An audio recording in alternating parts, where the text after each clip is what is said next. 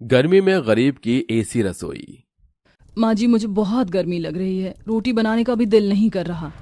मैं तो तुझे बोल ही रही थी बहू कि मुझे खाना बनाने दे, पर तू मेरी सुनती नहीं है। अब तेरा छठा महीना चल रहा है, तुझे बहुत संभाल के रहना चाहिए। हाँ माँ जी, अब कोई बात नहीं, गर्मी तो देखो वैसे भी बढ़ ही रही है। ये लीजिए, आप खाना खा लीजिए। हमारा तो पंखा भी बहुत मरा मरा सा चल रहा है। नहीं बहू, इतनी गर्मी में बैठकर खाना खाने का भी जी नहीं करता, लेकिन ये गरीबी पता नहीं कब तक हम पर बरसती रहेगी। दोनों ने जान ले रखी है। बेचारा मेरा बेटा दिन रात इतनी मेहनत मजदूरी करता है, उसके बाद ही घर में 4 पैसे आ पाते हैं। ना तो ठीक से घर में राशन भरता है और ना ही ज़रूरतमंद वाली चीज़ें आ पाती हैं। हाँ माँ जी, इसीलिए तो हमने घर से ही खाना बनाने का काम शुरू किया है, ताकि 2 पैसे हम भी ले आएं। हाँ बहू। दोनों सास बहू बैठकर खाना खाती हैं। इतने में तमन्ना की बेटी रूही आ जाती है। रूही बेटा, अच्छा हुआ तू आ गई। तेरे को अच्छा लगेगा, तेरी मम्मी इतनी गर्मी में बाहर तुझे ढूंढने जाएंगी। घर में क्यों नहीं रहती? गर्मी से तेरी तबीयत खराब हो गई तो? सॉरी माँ, लाओ मुझे खाना खिलाओ। हाँ मेरी बच्ची। तभी तमन्ना रूही को अपने हाथ से खाना खिलाती है। मम्मी मेरा पेट भर गया, मैं अभी बाहर से खेल कर आती हूँ, तीशा मुझे बुला रही है। अरे पर बेटा, अभी तुझे मना किया था ना। ले बहू, चली गई तेरी रूही बिटिया, बिल्कुल नहीं सुनती। गर्मी में भी बस बाहर खेलना है। जाने दे, तू खाना खत्म कर। तुझे गर्मी लग रही थी ना, मैं तेरे लिए आम पन्ना लेकर आती हूँ। जी माँ जी। गायत्री जैसे ही उसके लिए आम पन्ना बनाने जाती है तो एकदम से धड़ाम की आवाज आती है। गायत्री पीछे मुड़कर देखती है तो बहू को बेहोश पाती है। बहू, बहू, हे भगवान बहू, तुझे क्या हो गया? लगता है गर्मी से इसकी हालत खराब हो गई। बोल भी रही थी अब मुझे डॉक्टर के पास ले जाना होगा इसे। गायत्री फौरन अपनी बहू को डॉक्टर के पास ले जाती है, जहां डॉक्टर उसका चेकअप करके कहता है, घबराने की कोई बात नहीं है माताजी, जच्चा बच्चा दोनों ठीक हैं, लेकिन गर्मी की वजह से इन्हें थोड़ी कमजोरी हो गई है।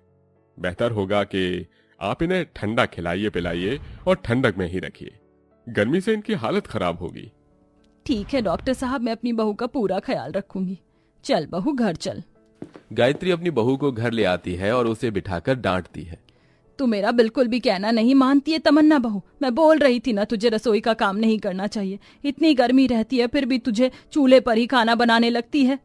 ये तो देख, अब तू गर्भवती है और गर्मी तेरे से सहन नहीं हो रही है।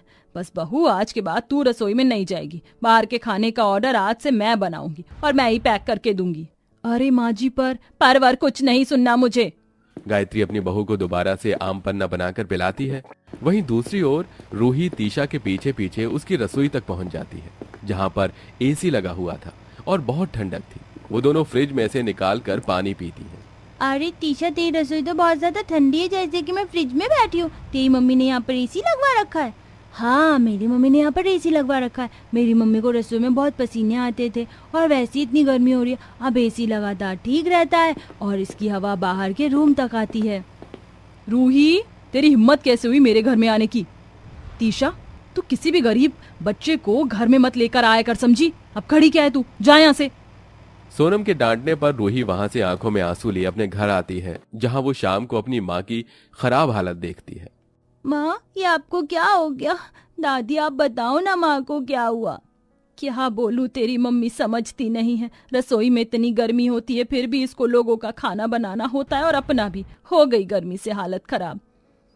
माँ, दादी, आप भी अपनी रसोई में एसी लगवा लो। पता है, अभी मैं तीशा के घर पर गई थी, उसकी रसोई में एसी लगी हुई है। मुझे बहुत ठंडा ठंडा लगा वहां पर जाकर। आप भी लगवा लो, आपकी गर्मी में बहुत तबीयत खराब होती है ना, सर से पांव तक पसीने में हो जाते हो।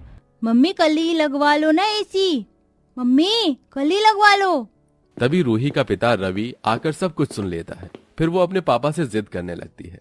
पापा, पापा, एसी लगवा लो ना, मम्मी की हालत देखो कैसी रहती है। पापा, एसी लगवा लो। अरे बस कर, तू कितनी जिद करती है। अपने पापा के आने पर भी जिद करने लग गई। उन्हें बैठने तो दे, इतनी गर्मी से बाहर से आए हैं और वैसे भी एसी बहुत महंगा होता है। चुपचाप बैठ और खाना खा। हाँ बेटा, एसी बहुत महंगा होता है, हम एसी नहीं खरीद पाएंगे। नहीं पापा, आपको एसी लगवाना ही होगा, वरना मैं खाना नहीं खाऊंगी। रूही मुंह फुलाकर गर्मी में बिस्तर के नीचे चली जाती है। माँ, दादी, पापा तीनों उसे बुलाते रहते हैं। 4 घंटे बीत जाते हैं। अरे बेटा, बाहर आ जा। रवि, एक बात कहूँ, रूही बेटी ने अपनी माँ की हालत को देखकर एसी लगवाने को कहा है और मुझे भी ये ठीक लगता है। उसे हाँ कर दे।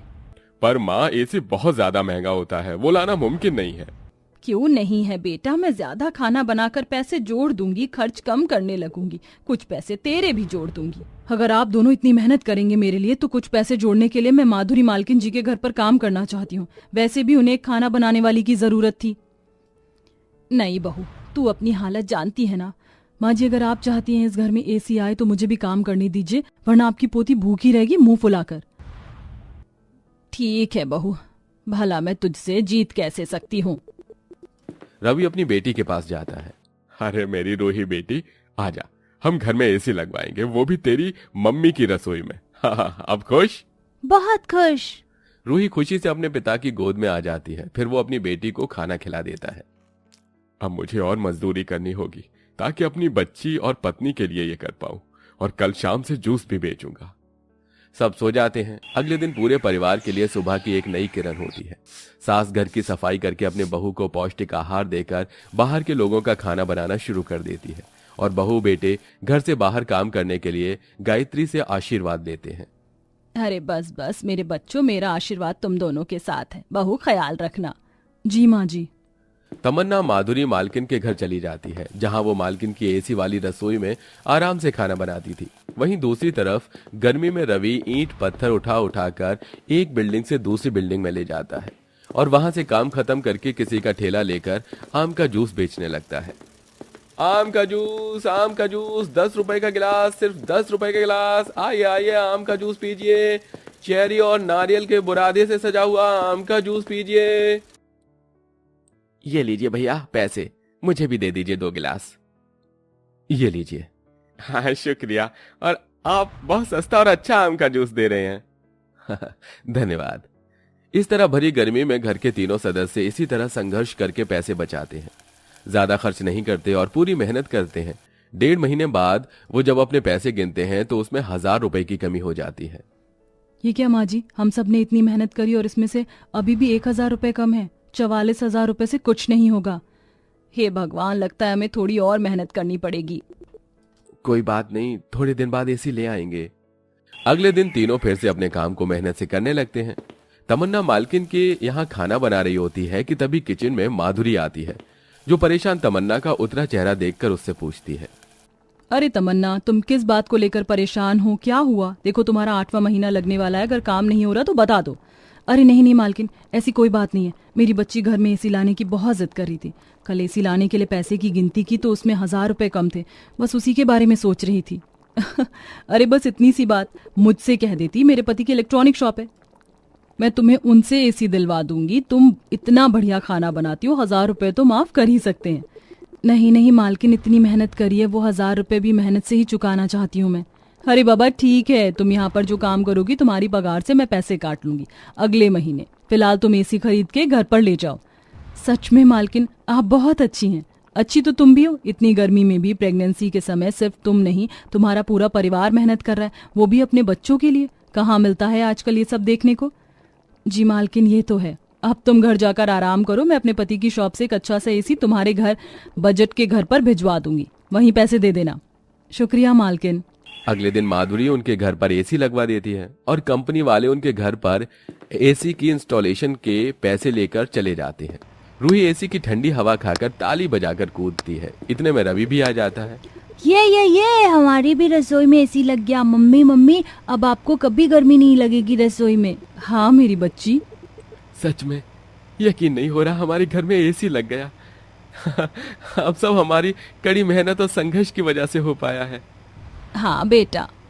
गरीब परिवार एक साथ मिलकर मेहनत और संघर्ष करते हैं, जिसके बाद वो अपनी रसोई में एसी में अच्छे से खाना बनाते हैं। अब रसोई में खाना बनाते हुए तमन्ना और सास को गर्मी नहीं लगती, क्योंकि अब उनकी रसोई भी एसी वाली हो गई थी। तो इस तरह बनी गरीब की एसी रसोई।